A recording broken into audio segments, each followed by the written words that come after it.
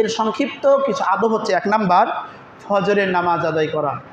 ফজরের নামাজ আদায় না করে ঈদের নামাজ পড়বেন না, কারণ ঈদের নামাজের চাইতে ফজর নামাজ কি সবচাইতে উত্তম। এজন্যই ফজরের নামাজ আদায় করেই ঈদগাহতে নামাজ পড়তে আসবেন। এজন্য প্রথম আদব হচ্ছে ফজরের নামাজ আদায় করবে ইনশাআল্লাহ। 2 নাম্বার হচ্ছে মিসাক করতে হবে। ঈদের দিনে কী করতে হবে? মিসাক করার ফজিলত অনেক আছে, অনেক গুরুত্বপূর্ণ। এজন্য আমাদের ঈদের দিনে মিসাক করতে হবে। 3, ঈদের দিনে আমাদেরকে গোসল করতে হবে। আমাদেরকে অবশ্যই ঈদের দিনে গোসল করতে হবে, গোসল করা মুস্তাহাব। 4 নাম্বার হচ্ছে শরীয়ত সম্মত সাজসজ্জা করা, মানে শরীয়তের বাইরে যাওয়া যাবে না, শরীয়ত যা বলেছে সেই মতোই আপনাকে সাজসজ্জা করতে হবে। 5 নাম্বার হচ্ছে সামর্থ্য অনুপাতে উত্তম পোশাক পরিধান করতে হবে। এখন ঈদ আসলেই যে নতুন পোশাক কিনতে হবে এ কথা কিন্তু আল্লাহ রসুল বলেননি। আল্লাহ রসুল বলতেছেন কি, তোমরা ঈদের দিন উত্তম পোশাকটা তোমরা পরিধান করো, যেটা তোমার সবচাইতে ভালো, সেটা আপনি ধুয়ে পরিষ্কার করে আপনি আয়রন করে নিয়ে সুন্দর করে উত্তমভাবে আপনি নামাজ পড়েন সেই পোশাকটা দিয়ে। নতুন পোশাক কিনতে হবে, এই প্রথা কিন্তু কি ইসলামে নাই। নতুন পোশাক কিনে ঈদ করতেই হবে এই প্রথা কিন্তু ইসলামে নাই। ইসলামে হচ্ছে কি উত্তম পোশাক পরিধান করতে হবে। 6 নাম্বার ঈদের দিন সুগন্ধি ব্যবহার করা, সুগন্ধি ব্যবহার করতে হবে। কিন্তু মা বোনেরা আবার ঈদগাহাতে সুগন্ধি ব্যবহার করে আসতে পারবে না, কারণ এমন কোনো জায়গায় মা বোনেরা সুগন্ধি ব্যবহার করতে পারবে না যেখানে পুরুষেরা সেটা কি পেয়ে যায়, সেটা তারা বুঝে যায় যে একজন মেয়ে মানুষও কি সুগন্ধি ব্যবহার করে, সেটা হারাম, এটা করা যাবে না। এই জন্যই মা বোনদেরকে এটা খেয়াল রাখতে হবে। আর 7 নাম্বার হচ্ছে ঈদের আদব হচ্ছে যে ঈদের দিন সকালে মিষ্টি মুখ করা।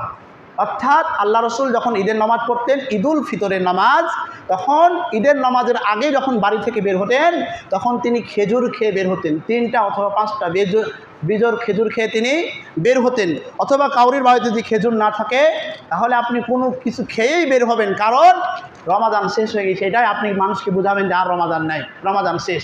এই জন্য আপনি ঈদের নামাজে আগে আপনি খেয়ে বের হবেন, ঈদের নামাজে আপনি দেরি করবেন না। এমনও কিছু মানুষ আছে যে এদের অভ্যাস কি, আপনি 8টার সময় ঈদের জামার সময় দিলেও তারা 1 রাকাত নামাজ পায় না। এই জন্যই নামাজ ঈদের আপনার ফজরের নামাজ পড়েই আপনি রেডি হবেন ঈদের নামাজের জন্য। বের হতে সময় লাগবে, এই জন্য বের হবেন সকাল সকাল। ঈদের নামাজের আগে সাদকাতুল ফিতর অথবা জাকাতুল ফিতর সবাই নিজ নিজ দায়িত্বে আদায় করে নেবেন, কারণ এটা একটা ফরজ কাজ, অবশ্যই আমাদের আদায় করতে হবে। 10 নাম্বার হচ্ছে ঈদের আদব হচ্ছে পায়ে হেঁটে যাওয়া। আপনি মনে করবেন আমি গাড়িতে যাই, গাড়িতে গেলেও ভালো, কিন্তু পায়ে হাঁটা সবচেয়ে কি উত্তম, কারণ আল্লাহ রসুল বলতেছেন পায়ে হেঁটে গেলে নামাজের জন্য প্রতিটা কদমে কদমে কী হবে, সওয়াবগুলো না তার গুনাহগুলো মিটাই দেবেন আল্লাহ সুবহানাহু ওয়া তাআলা। এই জন্য পায়ে হেঁটে যাওয়া সুন্নাত, প্রিয় মুসাল্লিকরাম। 11 নাম্বার হচ্ছে রাস্তা পরিবর্তন করা। আপনি ঈদের নামাজ বাড়িতে আপনি বের হবেন ঈদের নামাজের জন্য, যে রাস্তা দিয়ে যাবেন একটু পরিবর্তন করবেন।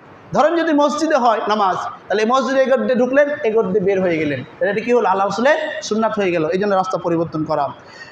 আপনার 12 নাম্বার হচ্ছে ঈদের দিন তাকবীর পাঠ করা। তাকবীর কখন থেকে পাঠ করবেন? তাকবীর পাঠ করবেন ঈদের চাঁদ ওঠা থেকে নিয়ে, চাঁদ ওঠা থেকে নিয়ে ঈদের নামাজ সমাপ্ত হওয়া পর্যন্ত তাকবীর পাঠ করবেন। তাকবীর মনে আছে তো আপনাদের? তাকবীরটা কি? আল্লাহু আকবার, আল্লাহু আকবার, লা ইলাহা ইল্লাল্লাহু আল্লাহু আকবার, আল্লাহু আকবার ওয়ালিল্লাহিল হামদ। এটুকু হচ্ছে উত্তম। তো প্রিয় মুসাল্লিকরাম, এই তাকবীর আপনার জোরেও পড়তে পারেন ছেলেরা, কিন্তু মেয়েরা জোরে পড়া যাবে না। এটা যে কোনো সময় রাস্তাঘাটে যে কোনো সময় চাঁদ ওঠার পর থেকে আপনি এই তাকবীর পাঠ করতে পারবেন। ঈদের আরেকটা আদব হচ্ছে ঈদের খুতবা শোনা। ঈদের নামাজ শেষ করি আমরা চলে যাই, ঈদের নামাজের পরে যে খুতবা হয় এই খুতবা অবশ্যই আমাদের শুনতে হবে। আপনার 14 নম্বরে যেটা হচ্ছে ঈদের শুভেচ্ছা বিনিময় করা।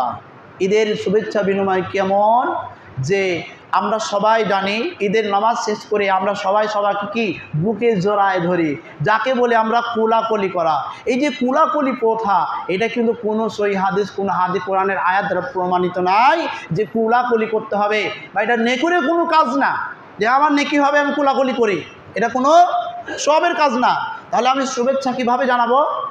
আমি আল্লাহ রসুল বা আপনার কিছু সাহাবা থেকে কিছু আমল পাওয়া যায় যে মানুষকে বলতে হবে তাকাব্বালাল্লাহু মিন্না ওয়া মিনকা, অথবা তাকাব্বালাল্লাহু মিন্না ওয়া মিনকুম আমালুস সালিহ।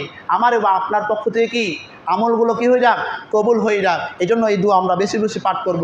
কিন্তু আপনারা যদি কেউ বলেন ঈদ মোবারক, তাহলে কি বলা যাবে? হ্যাঁ, ঈদ মোবারক যদি আপনি বলেন, কিছু কিছু আলেম ওলামারা বলতেছেন ঈদ মোবারক বলা যাবে, কারণ ঈদ মানে আনন্দ, আর মোবারক মানে হচ্ছে বরকতময়। এই জন্য ঈদ মোবারক বলা যায়, কিন্তু যেগুলো সুন্নাত সেগুলো বলার চেষ্টা করবো ইনশাআল্লাহ।